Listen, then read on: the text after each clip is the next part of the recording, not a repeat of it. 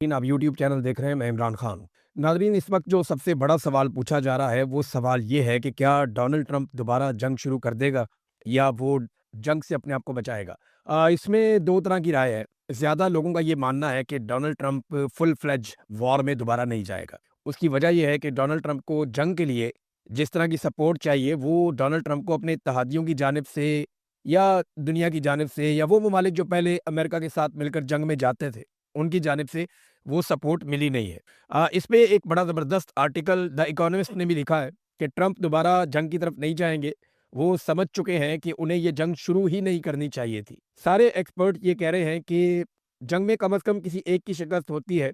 अगर ईरान में जारी जंग में सीज़ फायर से जंग का खात्मा हुआ तो सबसे बड़ी शिकस्त खाने वाले अमरीकी सदर डोनाल्ड ट्रंप होंगे, ये इकोनॉमिस्ट ने कहा। उनके मुताबिक ईरान के खिलाफ इस जंग ने अमरीकी ताकत को चलाने के नए तरीके के लिए सदर ट्रंप के विजन की कमजोरी को जाहिर किया है। ट्रंप दोबारा जंग की तरफ नहीं जाएंगे। अब वो समझ चुके हैं कि उन्हें यह जंग शुरू ही नहीं करनी चाहिए थी। अमरीकी सदर के ईरान को तबाह करने की धमकियों से भरपूर इश्तियाल अंगेज बयानात अब इस तरह लगते हैं जैसे वो अपनी पसपाई को मजबूत जाहिर करने की कोशिश कर रहे हो। वो हार गया है। एक हारे हुए आदमी की जबान लगती है। डोनाल्ड ट्रंप कभी गाली देते हैं, कभी धमकी देते हैं, कभी कुछ और कहते हैं। तो इन चीज़ों पे द इकोनॉमिस्ट ने कहा कि ट्रंप जानते हैं कि नई जंग मंडियों में खौफ व हरास पैदा करेगी और सुनहरी दौर के दावे के बाद वो खुद को मज़ायका खेज बना सकते हैं। हालात दुनिया के ख़राब होंगे, ट्रंप की मकबूलियत ख़राब हो जाएगी। ट्रंप के तीन बड़े मकासद मशरिक़ वस्ता को ज़्यादा महफूज और खुशहाल बनाना, ईरानी हुकूमत का खात्मा करना और ईरान को मुस्तकिल तौर पर जोहरी ताकत बनने से रोकना बड़ी हद तक पूरे ही नहीं हो सके। यानी जो कुछ डोनाल्ड ट्रंप इस जंग के पीछे चाहता था उसमें से डोनाल्ड ट्रंप कुछ भी नहीं कर पाया। बड़ा तफसीली ये एक आर्टिकल लिखा गया है द इकोनॉमिस्ट में और इसमें बहुत सारे एक्सपर्ट्स की जो राय है वो भी यही है इसी हवाले से कि डोनाल्ड ट्रंप के लिए मुश्किल है कि वो जंग दोबारा शुरू करे। उसका एक सबसे बड़ा रीज़न मैं आपको ये देता हूँ कि दुनिया भर के ममालिक ने डोनाल्ड ट्रंप की ये दरखास्त मुस्तरद कर दी है जिसमें डोनाल्ड ट्रंप ये कहता है कि मेरे साथ चलो और चल के आबना हुर्मुज़ को खोलो और ताकत के बलबूते के ऊपर हम कंट्रोल करते हैं ईरान को। लेकिन ये बात मानी नहीं जा रही डोनाल्ड ट्रंप की। अब जिन ममालिक से डोनाल्ड ट्रंप ने रिक्वेस्ट की है ज़रा वहाँ से जो इतला आई है वो देख लें आप। बरतानिया ने डोनाल्ड ट्रंप की ये रिक्वेस्ट नहीं मानी, वो अब इस लड़ाई के अंदर नहीं जा रहा। उन्होंने कैटेगोरिकली कह दिया। इटली ने भी यही कहा। स्पेन ने भी डोनाल्ड ट्रंप का आइडिया मुस्तरद कर दिया। जापान ने भी मुस्तरद कर दिया। फ्रांस हिचकिचाहट का शिकार है। मैक्रोन आपको पता है वो कभी हाँ कभी ना, लेकिन मैक्रोन अपने आप को यूरोपीय यूनियन से अलग नहीं कर सकते। नॉर्वे इन्होंने भी मुस्तरद कर दिया। कनाडा ने भी मुस्तरद कर दिया। ऑस्ट्रेलिया ने भी मुस्तरद कर दिया है। याद रखिएगा ऑस्ट्रेलिया समंदरों के अंदर अमेरिका के सबसे बड़े इत्तेहादियों में से एक है, क्योंकि एक क्वाड नाम की तंजीम है जो बनी हुई है जिसमें 4 ममालिक हैं। अमेरिका है, ऑस्ट्रेलिया है, जापान है, इंडिया है। तो ऑस्ट्रेलिया के बड़े ज़बरदस्त ताल्लुकात हैं अमेरिका के साथ दिफाई नौइयत के, लेकिन ऑस्ट्रेलिया ने भी मना कर दी। चीन ने कोई जवाब नहीं दिया, नीदरलैंड ने कोई जवाब नहीं दिया, जनूबी कोरिया कोई तस्दीक उनकी तरफ से नहीं हो सकी कि वो डोनाल्ड ट्रंप के साथ जाएंगे या नहीं। दुनिया के वो तमाम ममालिक जो तगड़े ममालिक हैं, बड़े ममालिक हैं, वो डोनाल्ड ट्रंप के साथ खड़े नहीं हो रहे और जो भी डोनाल्ड ट्रंप के साथ खड़ा हो रहा है उसको इसका नुकसान हो रहा है। अभी मैं आपको एक बहुत बड़ी खबर देने वाला, लेकिन उससे पहले आपको एक बड़ी इंटरेस्टिंग खबर मैं आपको बताता हूं कि डोनाल्ड ट्रंप का एक बहुत बड़ा एसेट था यूरोपीय यूनियन में, हंगरी का वजीर आजम। ये जो हंगरी का वजीर आजम है ये 16 साल से वहां पे इक्तदार में है। तगड़ा आदमी है ना, तभी तो इक्तदार में है। बड़ा मकबूल आदमी है और ये अमेरिका का बहुत बड़ा हामी है और डोनाल्ड ट्रंप की पॉलिसी के मुताबिक चलता है। तो डोनाल्ड ट्रंप का खास आदमी है। जब पूरा यूरोपीय यूनियन डोनाल्ड ट्रंप के खिलाफ बोल रहा था या यूरोपीय ममालिक डोनाल्ड ट्रंप की पॉलिसी से इख्तलाफ कर रहे थे, तो ये वो वाहिद आदमी था जो हंगरी का वजीर आजम विक्टर ऑरबान ये डोनाल्ड ट्रंप की सपोर्ट कर रहा था। अब इसका इलेक्शन हुआ, इसके इलेक्शन के लिए बाकायदा जेडी वेंस को भेजा भी गया कि जरा सपोर्ट वपोर्ट करके आओ, और अमेरिका ने पूरी सपोर्ट की है। अमेरिका का इत्तेहादी है ये जो हंगरी का वजीर आजम था, लेकिन उसको बदतरीन शिकस्त दी है वहां के अपोजिशन लीडर ने और उसका नाम है पीटर। उसने शिकस्त दे दी डोनाल्ड ट्रंप के बड़े ज़बरदस्त हमायती को। 16 साल के बाद वो इलेक्शन हार गया और 2/3 अक्सरियत से वो इलेक्शन हार गया। देखिए यूरोपीय यूनियन जो है ना वो पेड्रो के नक्शे कदम पे चल रहा है। पेड्रो एक नौजवान लीडर है और उसका ताल्लुक है स्पेन से। और स्पेन में अभी मैं गया था थोड़े दिन पहले, मैंने वहां के लोगों से पूछा, उन्होंने कहा जी पेड्रो बिल्कुल एक अलग तरह का सियासतदान है, वो रवायती सियासतदान नहीं है। वो सही को सही और गलत को गलत कहता है, चाहे उसको उसके लिए कोई भी कीमत चुकानी पड़े। ये वहां दावा किया गया, बहुत सारे लोगों ने ये कहा और वो वहां बहुत मकबूल भी है। लिहाजा डोनाल्ड ट्रंप का एक हमायती भी इलेक्शन हार गया। अब वहां पे जो दूसरी हुकूमत बनेगी तो जो कुछ हमायत थोड़ी बहुत ट्रंप के पास यूरोपीय यूनियन में थी वो भी ऐसा लगता है कि अब नहीं होगी। एक एक करके इत्तेहादी डोनाल्ड ट्रंप से दूर जा रहे हैं। मिसाल के तौर पे ڈونلڈ ٹرمپ نے 2 بجے دھمکی لگائی دوپہر کے کہ میں اسرائیل کی حمایت سے انکار کرنے پر اسپین کے ساتھ تمام تجارت اور تعاون ختم کر دوں گا. یعنی اسپین کو انہوں نے دھمکی لگائی اور 2 گھنٹے بعد جو ہے وہ اسپین کا جو وزیر اعظم ہے وہ چین پہنچ گیا. ٹرمپ کو واضح پیغام دیا کہ جناب ایک متبادل بھی موجود ہے, دنیا میں ایک اور سپر پاور بھی ہے, آپ اکیلے تو نہیں ہے. تو اسپین اپنے چین کے ساتھ تعلقات بڑھا رہا ہے. ڈونلڈ ٹرمپ کہتا ہے کہ جو چائنا کی گاڑیاں ہیں وہ یورپ کی مارکیٹ کو تباہ کر دیں گی اور یورپ کی گاڑیوں کی مارکیٹ کو برباد کر دیں گی. دیکھیں یہ کمپٹیشن تو دنیا میں ہوگا. اس وقت مقابلہ دنیا میں ہے الیکٹرک گاڑیوں کا. آنے والی چند دہائیوں میں پوری دنیا سے جو پیٹرول اور ڈیزل پہ چلنے والی گاڑیاں وہ ختم ہو جائیں گی. یہاں یورپ میں اب گاڑیاں وہ یورو 6 گاڑیاں آ گئی ہیں.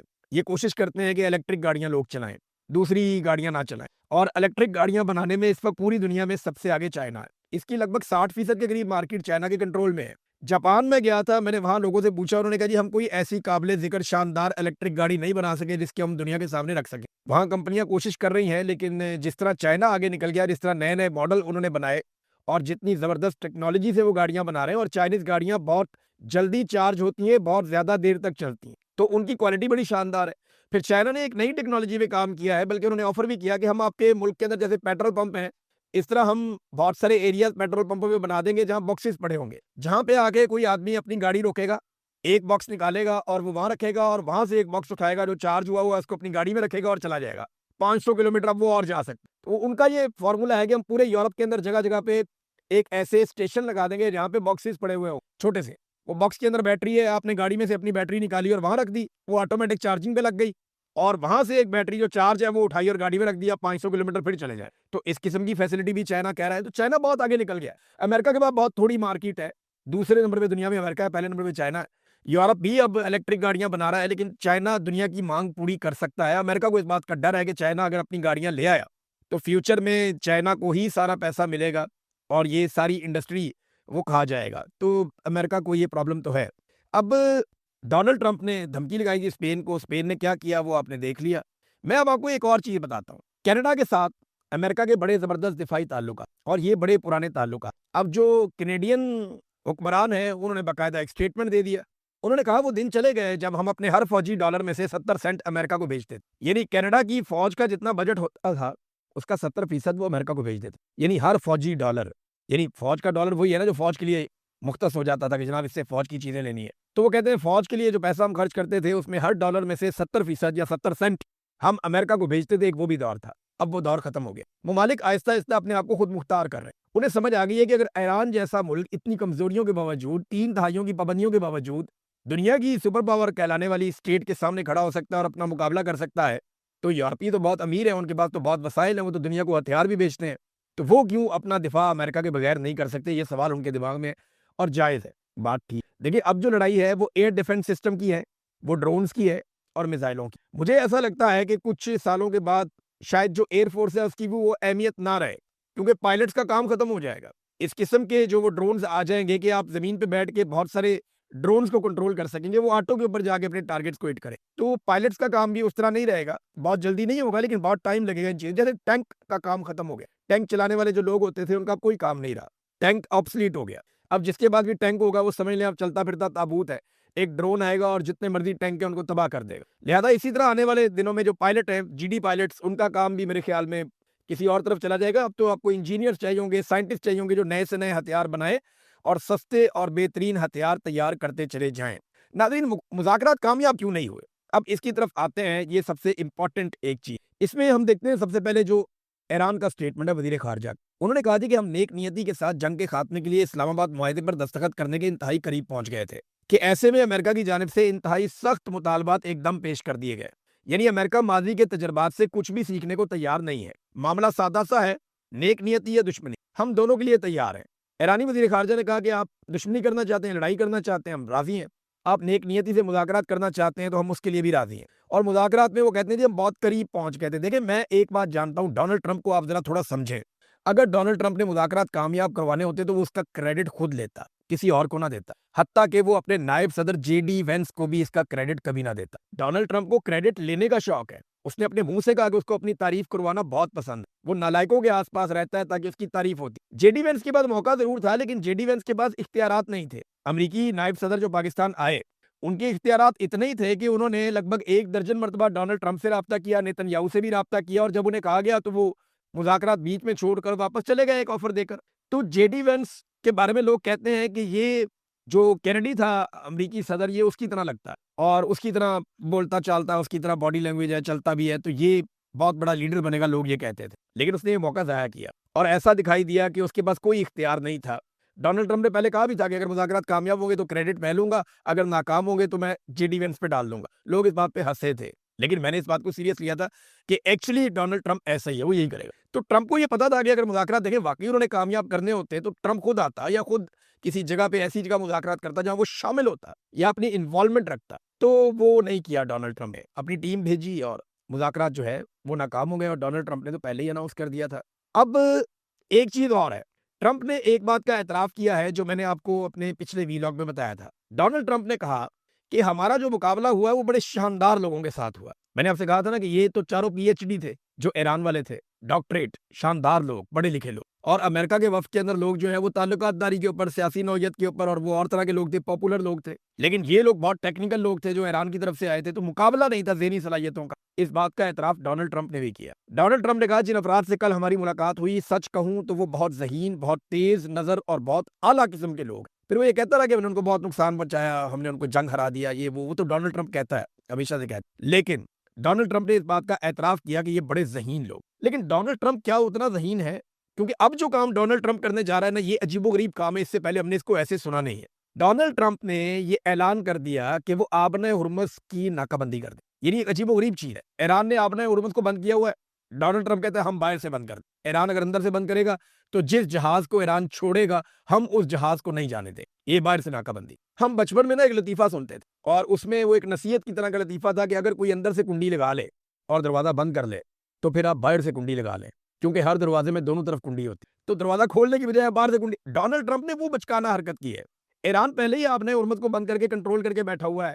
اب امریکہ جو ہے وہ ایران کے خلاف ایک محاذ کھول کہ جناب دیکھیں یہ دنیا کو نہیں چلنے دے رہا، دیکھو یہ دنیا کو تیل لے جانے نہیں دے رہا۔ اب ساتھ میں ڈونلڈ ٹرمپ نے کہہ دیا جناب جن کو یہ تیل لے جانے دے گا ان کو ہم روک لیں گے۔ تو اب ڈونلڈ ٹرمپ خود بھی اسی صف میں آ گیا، امریکہ کو بھی وہیں پہ لے آیا کہ اگر ایران تیل نہیں جانے دے رہا تو جو وہ جانے دے رہا اس کو امریکہ روک رہا ہے۔ یہ تو امریکہ اپنی مخالفت کے اندر اضافہ کروا لے گا دنیا میں، اور کچھ نہیں کرے گا۔ امریکی صدر نے کہا کہ امریکہ جلد ہی ان تمام جہازوں کی ناکہ بندی شروع کر دے گا جو آبنۂ ہرمز میں داخل ہونے یا وہاں سے نکلنے کی کوشش کریں گے، اور وہ کام آج سے وہ کریں گے۔ حالانکہ یہ جنگ بندی کا ٹائم ہے، لیکن امریکہ نے اناؤنس کر دیا کہ آج سے وہ ایسا ہی کرے گا۔ اس پہ ایران کے جو سپیکر ہیں کالی باف، انہوں نے ایک بیان دیا۔ انہوں نے کہا امریکہ کو فیصلہ کرنا ہوگا کہ کیا وہ ایران کا اعتماد حاصل کرنے کے لیے تیار ہے یا نہیں۔ ٹرمپ کی حالیہ دھمکیوں کا ایرانی قوم پر کوئی اثر نہیں ہوگا، ہم یہ ثابت کر چکے ہیں۔ ہماری بات چیت بہت شدید، سنجیدہ اور مشکل تھی۔ ہم نے مضبوط تجاویز پیش کی جو نیک نیتی ظاہر کرتی ہیں اور پیش رفت کا باعث بنے۔ ہم امریکہ پر اعتماد نہیں کرتے، انہیں ہمارا اعتماد حاصل کرنا ہوگا، جو ان کے ماضی کے اقدامات کی وجہ سے بہت مشکل ہے۔ ایرانی قوم اپنے رستے پر آگے بڑھ رہی ہے اور اپنی صلاحیتوں پر انحصار کر رہی ہے۔ ہمارا وفد متحد، سنجیدہ اور ایران کے حقوق کے دفاع میں تخلیقی تھا۔ ان کی دھمکیوں کا کوئی اثر نہیں، یہ صرف نعرہ نہیں، دنیا نے اسے دیکھ لیا ہے۔ اگر امریکہ راستہ چاہتا ہے تو اسے ایرانی قوم کا اعتماد حاصل کرنا ہوگا۔ اگر آپ لڑیں گے تو ہم بھی لڑیں گے، اور اگر آپ منطق کے ساتھ آئیں گے تو ہم بھی منطق کے ساتھ، دلیل کے ساتھ اس کا جواب دیں گے۔ تو یہ کالی باف نے کہا ڈونلڈ ٹرمپ کی دھمکی کے بعد، یہ عجیب و غریب دھمکی ہے، لیکن اس دھمکی میں بھی ڈونلڈ ٹرمپ کو وہ سپورٹ حاصل نہیں ہے۔ دیکھیں پہلے ڈونلڈ ٹرمپ نے دعویٰ کیا کہ اس وقت آبنۂ ہرمز میں امریکی فورسز کے جو جہاز ہیں وہ بارودی سرنگوں کو صاف کر رہے ہیں، لیکن اس کے بعد ایران نے کہا جی ہم نے تو ان کو یہاں پہ آنے نہیں دیا، بلکہ جو آ رہے تھے ان کو ہم نے یہاں سے بھگا دیا کہ چلے جاؤ یہاں سے۔ اور اب ڈونلڈ ٹرمپ کہہ رہا ہے کہ ہم دور کھڑے ہو کر، کافی دور جا کر، ایرانی میزائلوں کی حد سے باہر نکل کر جو جہاز ایران چھوڑے گا ہم ان کا راستہ روکیں گے اور انہیں وہاں سے نہیں جانے دیں گے۔ اب یہ پرابلم پاکستان کے لیے بھی ہوگا، یہ پرابلم انڈیا کے لیے بھی ہوگا۔ کیا امریکہ میں اتنی کیپیسٹی ہے کہ وہ چائنا کے جہاز کو روکے؟ میں سادہ سوال کر رہا ہوں۔ رشیا نے ابھی کولمبیا کو تیل سے بھرا ہوا کنٹینر پہنچایا اور دوسرا بھی وہ پہنچا رہے ہیں کولمبیا کو۔ امریکہ ان کی ناکہ بندی کرتا ہے۔ روس کا جو آئل ٹینکر ہے اس کو تو روک نہیں سکا امریکہ۔ چائنا جب اپنی ضرورت کے لیے یہاں سے ایران سے یا گلف میں سے، آبنۂ ہرمز میں سے نکال کر وہ تیل لے کر جا رہا ہوگا تو پیسہ تو اربوں کو ملے گا نا، اور کچھ پیسہ ایران کو ملے گا، فائدہ تو ان دونوں ملکوں کا ہوگا۔ تو جب امریکہ باہر ان کی ناکہ بندی کرے گا تو پھر امریکہ کے خلاف کون ہوگا؟ چائنا، عرب یا ایران؟ یہ ڈونلڈ ٹرمپ کی حکمت عملی مجھے سمجھ نہیں آئی۔ مجھے ایسا لگتا ہے کہ یہ والا جو کام ڈونلڈ ٹرمپ نے کیا ہے اس سے بھی بالآخر ڈونلڈ ٹرمپ کو پیچھے ہٹنا پڑے گا، کیونکہ ان کے پاس اور کوئی راستہ نہیں ہے۔ ڈونلڈ ٹرمپ نے بالکل وہی کام کیا جیسا کام ویتنام کی لڑائی کے بیچ میں ایک امریکی لیفٹیننٹ کیلین تھا، اس نے ایک بیان دیا تھا، اس نے کہا تھا کہ ہمیں ویتنام کا ایک گاؤں ہے، اس کو بچانے کے لیے نا اس گاؤں کو تباہ کرنا پڑے گا۔ یہ اس طرح کا ڈونلڈ ٹرمپ نے کام کیا، وہ بھی تاریخ کے اندر لکھا گیا، لوگ یاد رکھیں گے۔ اگر ڈونلڈ ٹرمپ نے یہ کارنامہ کر دیا کہ آپ نے ہرمز کو کھلوانے کے لیے ہم نے سمندری رستے بند کر دیے تھے، تو یہ بھی لوگ یاد رکھیں گے کہ یہ عجیب و غریب کام کیا۔ اس سے امریکہ کی مخالفت میں اضافہ ہوگا، امریکہ کے لیے کوئی اچھے لوگوں کے ریمارکس نہیں ہوں گے، یا جو مختلف ممالک ہیں وہ خوش نہیں ہوں گے ڈونلڈ ٹرمپ کی اس حرکت سے۔ ناظرین، پاکستان کے اندر تھوڑی سی توجہ ہمیں کرنی چاہیے، دیکھیں کیونکہ انٹرنیشنلی خبریں بہت زیادہ ہیں، لیکن عمران خان صاحب کے ساتھ ظلم کی انتہا ہو گئی۔ یہ کیسے ہو سکتا ہے کہ ایک سابق وزیر اعظم کی ملاقاتیں ہی بند کر دی جائیں، اسے قید تنہائی میں ڈال دیا جائے، نہ وکیل ملتے ہیں، نہ فیملی ملتی ہے، نہ ڈاکٹر ملتے ہیں، نہ وہ اپنی پولیٹیکل پارٹی کے لیڈر سے مل سکتا ہے۔ یہ کیا بکواس ہے بھائی، ملک کو بنانا ریپبلک بنا کے رکھ دیا ہے۔ ایک جرنیل فیصلہ کرتا ہے جناب ملاقاتیں بند کر دو، اور پورا نظام ملاقاتیں بند کر دیتا ہے۔ یہ کوئی طریقہ ہے، کوئی انسانیت ہے؟ اب اٹھا کے کسی جرنیل کو اگر ڈال دیں اس طرح، عاصم منیر صاحب کو سوچیں ایک لمحے کے لیے کہ عاصم منیر صاحب کو اٹھا کے جیل میں ڈال دیا جائے، اور ان کی ملاقاتیں ان کے بیوی بچوں سے، خاندان سے، رشتہ داروں سے، وکیلوں سے، سب سے بند کر دی جائیں، اور وہ پڑے رہیں جیل کے اندر۔ عمران خان کو تو پیچھے سے لوگ آوازیں دیتے ہیں، لوگ نکلتے ہیں اس کے لیے دعائیں کرتے ہیں، تو عاصم منیر صاحب کے لیے تو آواز بھی نہیں اٹھنی۔ تو وہ یہ بات سوچیں کہ اگر یہ ان کے ساتھ ہو تو کیا ہوگا۔ اور وہ اتنا بڑا لیڈر ہے، پوری دنیا میں اس کا نام ہے، اس کے ساتھ حرکتیں کیا کر رہے ہیں یہ؟ اس کی آنکھ کی بینائی ضائع ہو رہی ہے حکومتی رپورٹوں کے مطابق، پھر بھی باز نہیں آ رہے۔